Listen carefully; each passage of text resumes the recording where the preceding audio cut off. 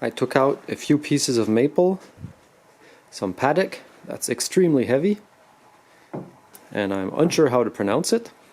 And I also have a few pieces of rough yellow birch, also known as merisier, which is a very nice hardwood.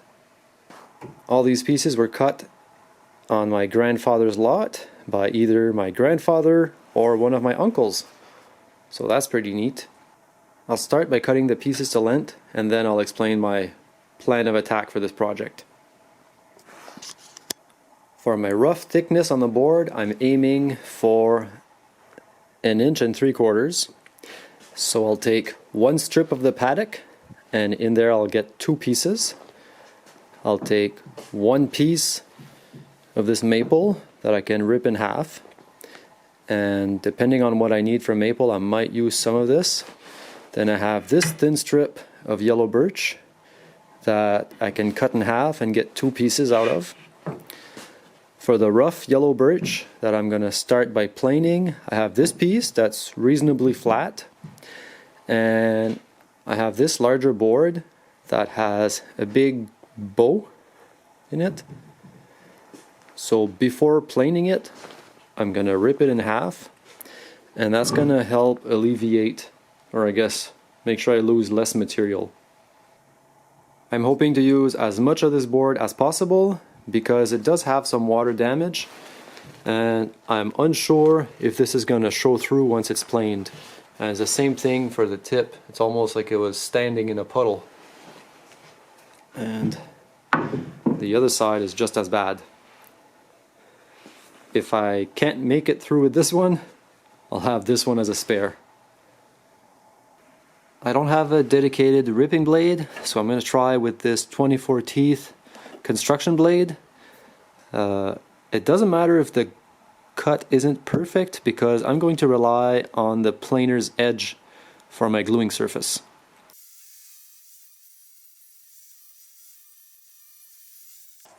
I messed up, and this is a piece of oak, and I'm not going to use oak for a cutting board because it's too porous. But the good news is the water damage seems to be only on the surface. This one is certainly yellow birch. Start over again.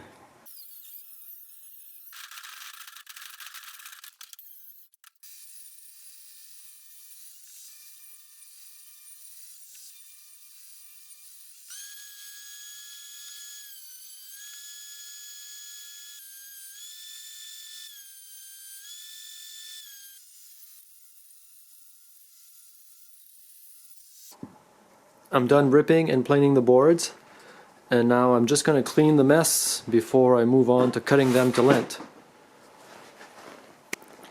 So c'est mieux. Alright, I have the miter saw set up with a stop block, and I can start cutting these pieces.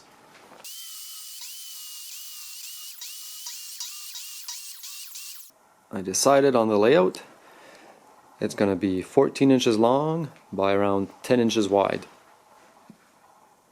In this case, I'm relying on the planer surfaces where the seam are going to be glued, because I don't think I would have been able to get clean cuts, well, enough of a clean cut with my table saw to glue these surfaces together. So because of that, on the ends of some of the board, like here, I have a bit of planer snipe, and that's the section I'm going to cut off. I guess I'm sacrificing a little bit of material to make sure I have a good result on the middle piece. I'll clean everything up, and then I'll be ready to start the glue up. I removed the dust and decided to reorganize them. So here's yellow birch,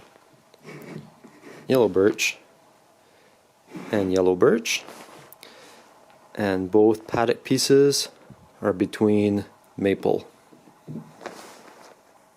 I'm having a hard time with the camera, stopping midway, so I'm not sure if I said it, but I'm using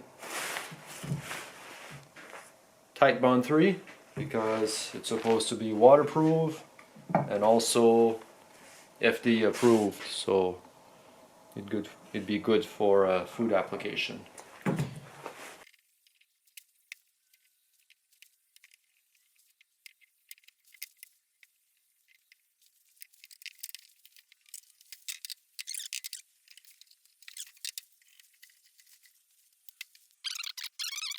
Before I put this through the planer, I'm going to remove some of the excess glue.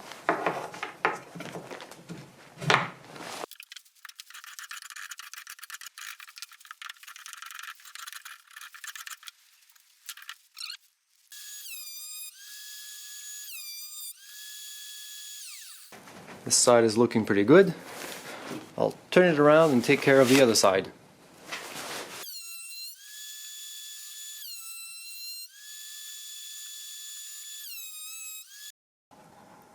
This is as flat as I'm going to get it with a planer. I see there's a few nicks in the blades, so I have a few lines here that I'm going to have to sand off. And I think I'm going to sand both sides just quickly before I cut it off. And on this end, I got a little bit more planer snipe than on this end. So I'll try to cut as close as possible to here, and after that I'll get my 14 inches, and this piece will become just a piece of waste.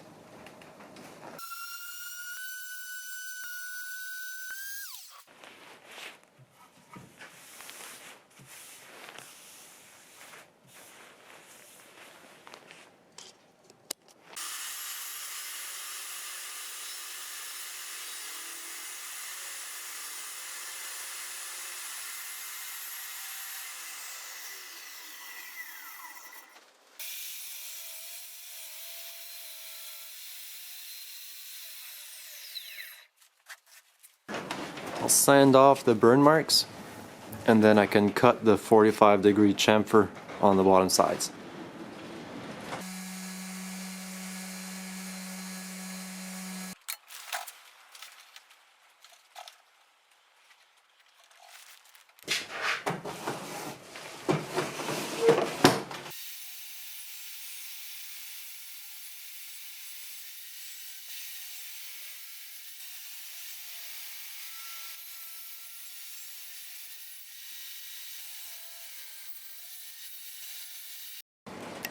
I took my time on the bottom 45-degree cuts, and I'm super happy with how it turned out. Everything lines up perfectly.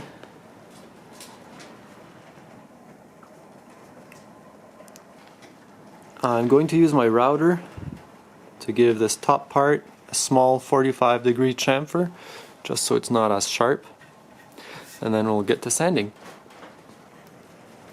I set the router bit not as deep as I want my final cut to be. That way, if I get a tiny bit of burn mark, I'll be able to lower my bit just a tad and get rid of those burn marks.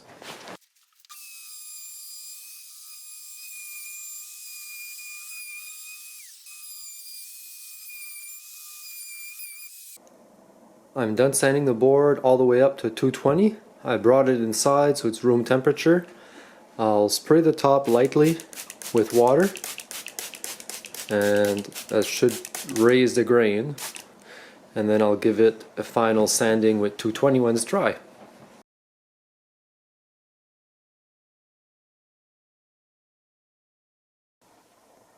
I'm taking a step back because there's a crack in the board. Either I didn't clamp it hard enough, or maybe I didn't put enough glue, which I doubt, or I believe it's because it was so cold when I did the glue up that maybe the glue didn't absorb properly in the wood. Anyway, I'll try cutting right along the crack, so it's going to take off about 1/8 of an inch, and then I'll try to line it up and glue it up properly. Wish me luck. I set up my fence extension to help me with this cut. The crack is lined up with the blade, I'll turn it over and make the cut.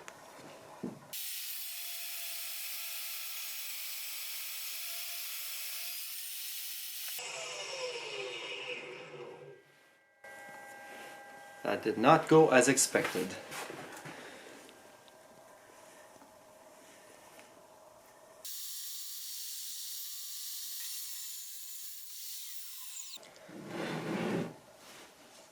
I'm having a really hard time making this cut so that the surface is seamless and I don't get a crack. I'll try sanding it on my piece of glass to see if I can get it to be flatter.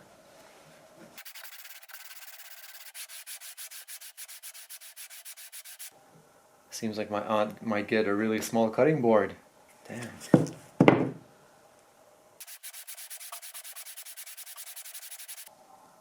I repeated those cuts a few times to try to get a perfect seam, but I can't get it quite right. And I think the only way to fix it properly would be with an edge jointer, but I don't have one. So I'll try to glue it up, and if there's a crack, once I'm done, I might try to fill it with sawdust and a tiny bit of glue. But that's my only option at the moment. I probably should mention that I brought this inside, so it's nice and warm. The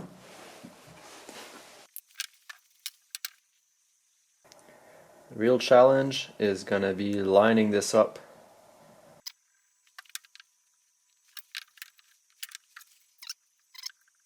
Before I clamp it in place, and I'm not gonna clamp it very tightly. It's just to guide it when I clamp it like this. And these are the strongest clamps I have here. Hopefully I borrowed them from my dad.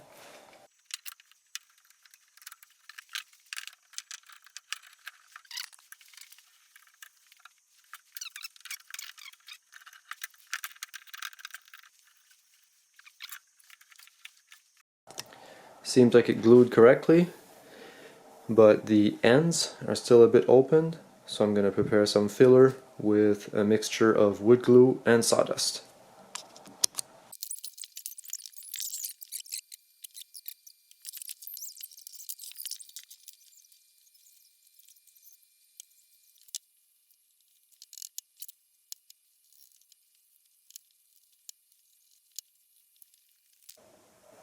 It's dry, I have a lot of meat to remove, so I'll start back to 120, and I'll start with the top, that way if it doesn't work out I don't have to sand the bottom.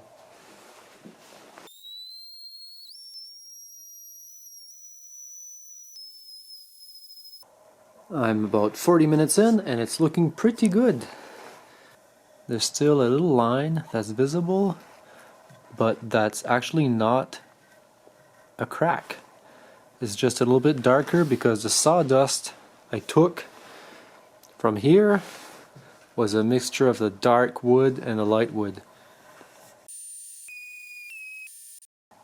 Check this out.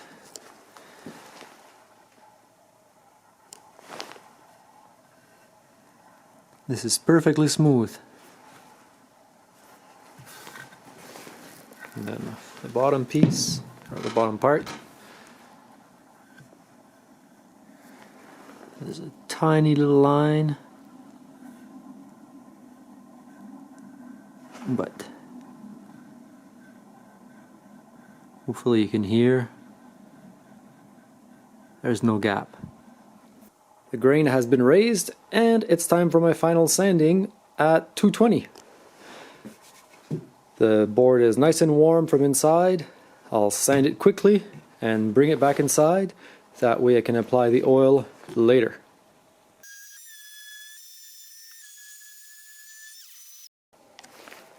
To remove most of the sawdust, I'll use a microfiber cloth.